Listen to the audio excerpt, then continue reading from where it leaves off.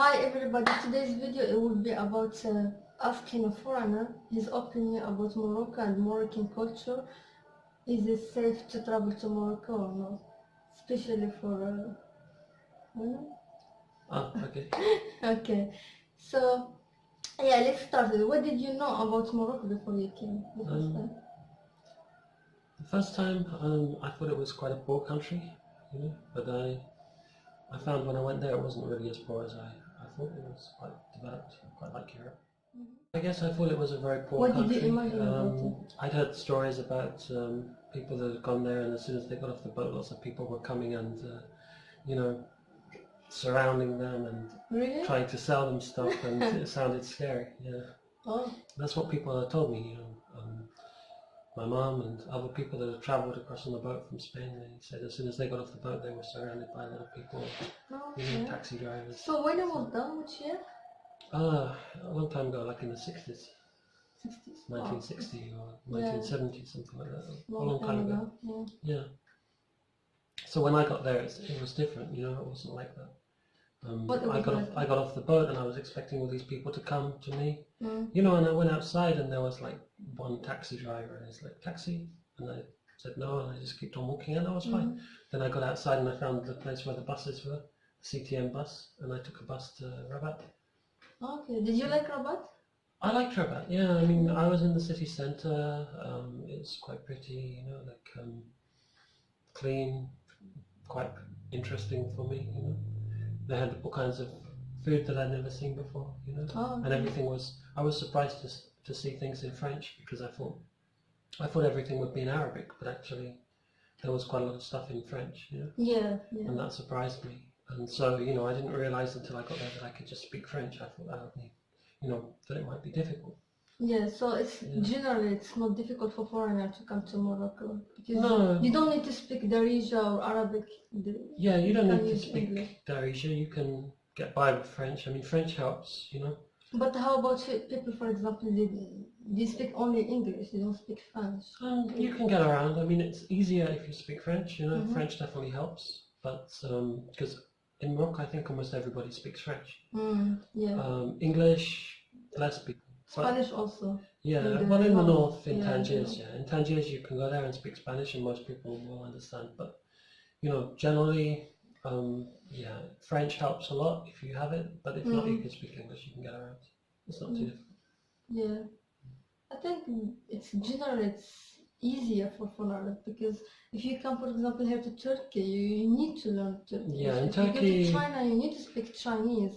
Well, it's not that you need it, but you need to know some things. But if you don't speak Turkish and you come to Turkey, you find it quite difficult. Yeah. You can manage, but it's difficult. Quite hard. A lot of things are hard. Because here, people don't generally speak English. Generally, yeah. That's what I mean. It's like in Morocco, you don't really necessarily need to speak Arabic. No.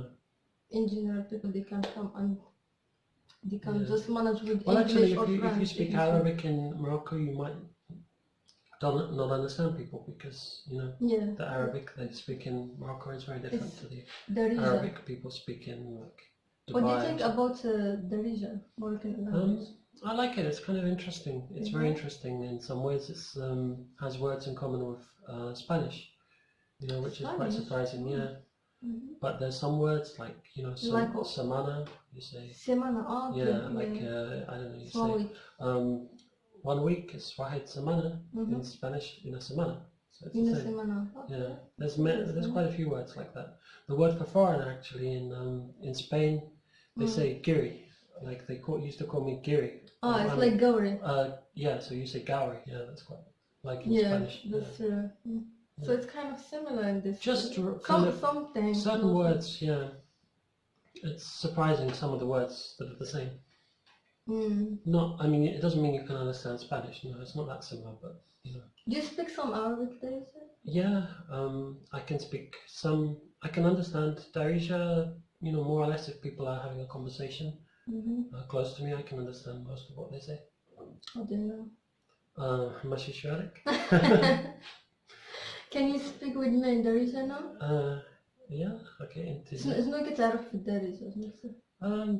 أنا أعرف شوية. أنا أعرف شنو سميتي؟ المقلة الماكلة. الماكلة. اها. شنو كيعجبك في الماكلة؟ لحم بالكوك. اللحم بالبرقوق. طاجين. طاجين لحم بالبرقوق. عصير ليمون. عصير ليمون. اوكي what else? Couscous. Yeah. Those are my favorite things. Me too, I really miss like couscous. So this is the type of the food that you like. The best city you like. And why? I think my favorite city is Marrakesh because it's quite an interesting city. It has a lot of things to do there. A lot of restaurants and hotels and cafes and places to go out, you know. So I like Marrakesh, but I also like Agadir. And I like Rabat as well. What did you like about Agadir? I like the beach, you know, and Agadir has a bit better weather than Marrakesh. I think it's more. It doesn't get so hot in summer, you know, and in the winter also doesn't get so cold, you know, because Marrakesh can get pretty cold. Yeah. So and which city you didn't like? Safi, I don't like Asfi. Yeah. Asfi. Why didn't you like it? It's just there's not much to see there, you know. It's kind of boring. It has a beach though, you know, and it has nice fish. You know, fish there. Oh, okay. Actually, I've never been to. No, it's quite small. Yeah, I mean, there's no reason to go there unless you are like I'm on your way to Moroccan somewhere and else. I've never Maybe. been to Asfi. It's near Waladia, so if you go to Yeah, I know where. Waladia, it's close. Yeah, Waladia. It's good for beaches. Yeah, well, it has a beach, but the beach in Asfi is not as nice as the beach in Waladia. Oh, okay. Yeah. Because it's a port actually. There's boats, you know. So the beach is not so clean, maybe because of the boats. Oh, okay. I see. So how about Tiznit? Do you like it? Yeah, I like Tiznit actually. It's a nice kind of small town, you know. What did you like about it? Well, it's fairly clean and well organized, you know. Doesn't have too much traffic. It's got good hotels, some nice places to eat, you know. And it's kind of at a junction, you know. There's roads going in different directions. Yeah. You go to Aglu. It's easier to come from Agadir to Tiznit. It's just the road is straight and the road is good. It's easy to get there, yeah. And it's different, you know. It's like you know, there's a lot of places you can go in the car from there. You know, whereas Agadir has a lot of traffic, so getting out of Agadir, getting anywhere, it takes some time, you know. Yeah.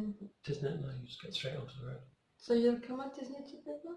Foreigner food? Yeah, I'd recommend if you go to Agadir, you can also go 1 hour south and go to Tiznit and, you know, explore the area if you rent a car. It's a nice region. What's your recommendation for foreigners if they want to come to Tiznit? Well, maybe stay 1 or 2 nights and visit Aglu, you know, rent a car, you know, come by car, and you can visit the whole coast, you know, between Tiznit and Sidi Ifni. You can drive along that road and it's very nice. And then you can also stop at a place called Nid Daigla, which is, you know, that a place where people go parachuting, you know, they jump off the top of the mountain and parachute down to the bottom, and that's very nice. If you go past, you'll see it. And you can. Is it generally safe to travel to Morocco? Yeah, I mean, I think Morocco is a pretty safe country generally. You know, the police have everything under control. You know, they protect tourism very, very well. You know. Yeah. So there's a lot of police in places where there are a lot of tourists, like in Marrakesh. You know, there's police everywhere. So it's very hard for criminals or, you know, any dangerous people. How about like women, if they want, foreigners women, if they want to come to Morocco by themselves, is it safe? It's okay? Yes, I mean, I'd say it is safe, but I mean, you just have to be more careful if you're a woman, you know? Yeah. You know, because you have to understand that the culture is different, the way that women are expected to behave is different. So, you know, if you're a foreigner you don't understand, and you know, dressing a certain way, being in certain places by yourself, you know, might attract, you know, guys to come and try and talk to you or something. And also you have to understand that, you know, relationships between men and women are quite different to how they are in Europe, you know, because say in Europe, for example, let's say if a man invites you to his house, you know, for dinner or whatever reason he gives you, in Europe, that's pretty normal, you know? Like you can go out with a guy and go out for dinner, go to his house, you know. It doesn't mean too much, but in Morocco, that means something. You know, if a guy is telling you, come to my house, you know, pretty much he's expecting he's going to. But how did you know that? Well, I mean, did you read about it or somebody told you? I mean, for example, there was on couch surfing. You know, I use couch surfing a lot. Okay, there have been cases of women that have had problems like this, you know, because Okay. they've gone couch surfing and stayed with a guy. In Morocco? In Morocco, you know, and you see, that's the thing. In Europe, it's quite normal to do that. You know, like there's men and women on couch surfing. I mean, you can go and stay with either a man or a woman. It doesn't really matter, you know. Yeah. But in Morocco, I wouldn't recommend to go and stay with a man if you're a girl traveling alone, because it's not, you know, it's not a good idea. It's not generally accepted, you know, like for a woman who's not married to go and stay with a man, and you know, if it doesn't happen, women wouldn't do that in that country. You know, they would never go to a man's house. You know, so if you're doing that, you're doing something very unusual and a little bit dangerous, you know, which, you know, maybe for you in your country is a completely normal thing to do. In Morocco, it's a very dangerous behavior, you know, so you have to be a bit careful with things like that. Yeah, I think so. I don't know, generally, because I tried couch surfing in foreign countries. Yeah. It was generally safe. It was okay. Yeah, I mean, couch surfing is generally safe, I'd say, but then there have been people that have had problems, you know. I mean, in England, no, of course, I mean, countries as well. anywhere you go, you know, you really have to. You're taking a risk because you don't know who you're going to stay with, no. That's right. Women. What is your opinion about them? I think they're very beautiful, very nice. You think so? Yeah, I think Moroccan women are quite easy to get along with. They're not too difficult or demanding like women from some countries, maybe. It's like, what's the difference between a Moroccan woman and foreigners, like from different countries? Well, you can get women from some countries can be very bossy and difficult. Is it? Yeah, Really? so they want to do things their way. They tell you I don't know, where they want to go on holiday, or you know what they want to do and where they want to go every day, and that's kind of annoying. You know, I think nowadays in Europe and America, men and women are more or less the same. You know. Yeah, is that what you choose Moroccan wife? No. I mean, the thing is, I choose you because we get along well together. You know? It's not about, you know, because you're Moroccan. It's just because, you know, we get along really well. We like kind of doing the same things. So, you know, that's why, you know. And you have something in common, is traveling. Yeah, we both like traveling. I like traveling, and you also. I think we're also kind of both adventurous kind of people, and you know, we like trying new things. That you didn't like in Morocco, something annoys you, or like, for example, people. I don't like it. I don't like it when people are trying to like rip me off. You know, trying to cheat me, overcharge me for something. Has that happened to you before? Yeah, it happens. I mean, it happens. Like, what happened? It happens mainly in the tourist areas. You know, it's certain type of people that do this. You know, generally people that work in cafes and restaurants near like famous places. You know, like the Jannah Fna or something like that. You know. The people that work in these cafes. So it's like tourist places. Yeah, and like taxi drivers, but again in certain places, not everywhere, but like Marrakesh airport, you know, certain places where there are a lot of tourists. There are people that are. How do you normally deal with them? Well, I'm very careful when I pay for anything. I always check my change very carefully. I know the price of something, so that if I've had whatever I've had, I already. Yeah, I mean, if you don't know, you know, if you don't check, then you're going to end up paying too much, you know, because if you don't know how much a taxi should cost, then, you know, maybe the taxi driver says to you, 100 dirhams, you know, and you say, okay, you know, it seems okay, because you're thinking in London, you know, 100 dirhams would be reasonable, but that's not the price of Marrakesh, you know, so you have to ask people about these things, you know, so that you know how things work. If say you want to take a taxi, and this isn't just Morocco, but any country, you know, you want to take a taxi, you have to ask people, how much should I pay for a taxi to go here? And they will tell you. So then you know. Yeah. And if they tell you something else different, then you know that they're trying to charge you too much. But it happens.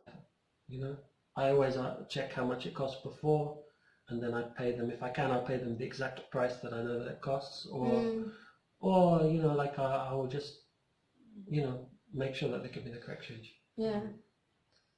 So my last question is, what is the best souvenir you can get from Morocco? Oh, that's very special. Type of hat? Yeah, you see these type of hats, they have them. And the one in Shawin. No, there's one that they sell everywhere in Morocco, and they have them next to the road, and it's a special type of hat. I think it protects you from the sun and from the rain, and it's a little bit heavy, but it's interesting. Yeah. If you like, I'll show it to you. Yeah, you know the one I mean. I think that's the one in Tangier. No, it's different. I'll show this one to you. It's very good. Do you have it with you? I'm gonna put it on. Here we are. Look, this is a special Moroccan hat. Oh my god! Yeah. You can see it. This is a Tajin hat. Yeah, it's a special one, Tajin hat, and it's kind of a little bit like what they have in China. Is it comfortable? It's a bit heavy. You know, it is a bit heavy. I think I need to get a string or something to tie it, you know, so it doesn't fall off.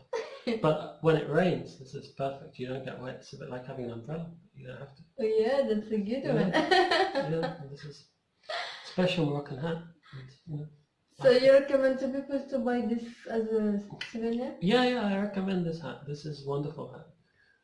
Very unusual. No, you can walk around in London and with this hat. And if you want to buy it, what do you need to ask for? Hat Tajin or what is the name of it?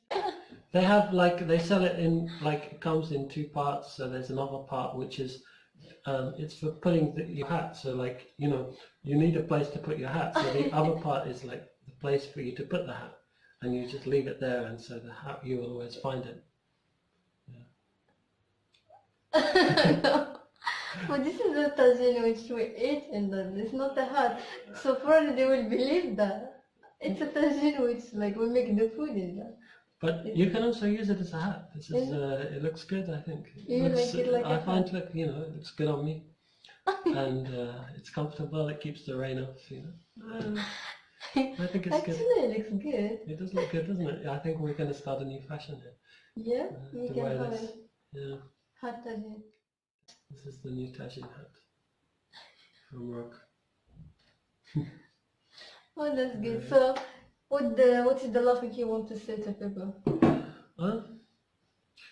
Well, I think it's definitely worth going to. I think Morocco is definitely a country that's worth visiting. It's a very interesting country. You know, it's close to Europe, easy to get to. You know, is it modern or it's kind of? It's catching up with Europe. You know, it's.